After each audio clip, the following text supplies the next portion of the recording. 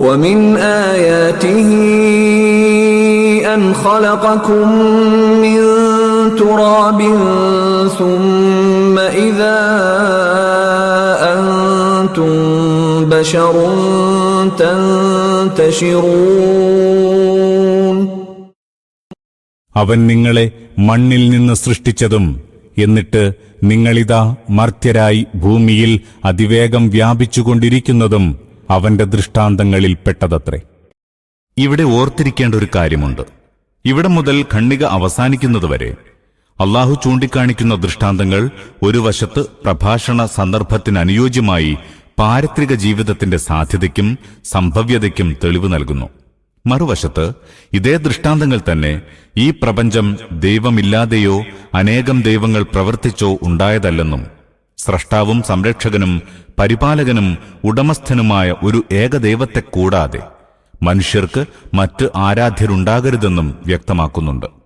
ഈ വിധം ഈ ഖണ്ഡിക പ്രമേയം പരിഗണിക്കുമ്പോൾ മുൻ പ്രഭാഷണത്തോടും ശേഷമുള്ള പ്രഭാഷണത്തോടും ബന്ധപ്പെട്ടിരിക്കുന്നു. മണ്ണിൽ കാണപ്പെടുന്ന ചില അചേതന ധാതുക്കളല്ലാതെ മറ്റെന്താണ് മനുഷ്യന്റെ സൃഷ്ടിയിലുള്ള സത്ത്? കുറച്ച് കാർബൺ, അല്പം സോഡിയം, അല്പം കാൽസ്യം, ഇങ്ങനെയുള്ള ചില ധാതുക്കൾ മാത്രം. ഇവയെ ക്രമീകരിച്ചുകൊണ്ട് മാത്രം മനുഷ്യനെന്ന ഈ അത്ഭുത പ്രതിഭാസത്തെ നിർമ്മിക്കുകയും അവനുള്ളിൽ ഈ ധാതുക്കളുടെ ഘടനയിലൊന്നും അന്വേഷിച്ചാൽ കാണാൻ കഴിയാത്ത വികാരം, വിചാരം, ബുദ്ധി, ബോധം, ഭാവന തുടങ്ങിയ അത്ഭുതകരമായ കഴിവുകൾ നിക്ഷേപിക്കുകയും ചെയ്തിരിക്കുന്നു. കൂടാതെ ഒരു മനുഷ്യനെ യാദൃശ്ചികമായി ഇങ്ങനെ പടച്ചുവച്ചിരിക്കുകയല്ല. അവന്റെ ഉള്ളിൽ ഇതേ ഘടനയും യോഗ്യതകളുമുള്ള കോടാനുകോടി മനുഷ്യരെ കണക്കില്ലാത്ത പാരമ്പര്യ ഗുണങ്ങളോടും എണ്ണമറ്റ വൈയക്തിക സവിശേഷതകളോടും കൂടി ഉൽപ്പാദിപ്പിച്ചുകൊണ്ടിരിക്കാനുള്ള വിചിത്രമായ പ്രജനന ശക്തി കൂടി നിക്ഷേപിച്ചിരിക്കുന്നു.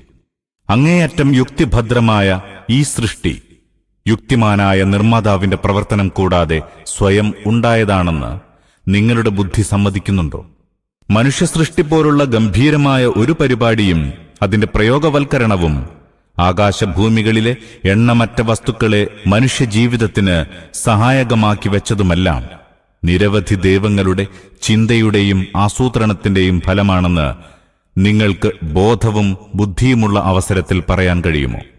മനുഷ്യനെ തികഞ്ഞ ഇല്ലായ്മയിൽ നിന്ന് ഉണ്മയിലേക്ക് കൊണ്ടുവന്ന അതേ ദൈവത്തിന് അവരെ രണ്ടാമതും ജീവിപ്പിക്കാൻ കഴിയില്ല എന്ന് അനുമാനിക്കുമ്പോൾ നിങ്ങളുടെ മസ്തിഷ്കം അതിന്റെ ശരിയായ അവസ്ഥയിൽ തന്നെയാണോ?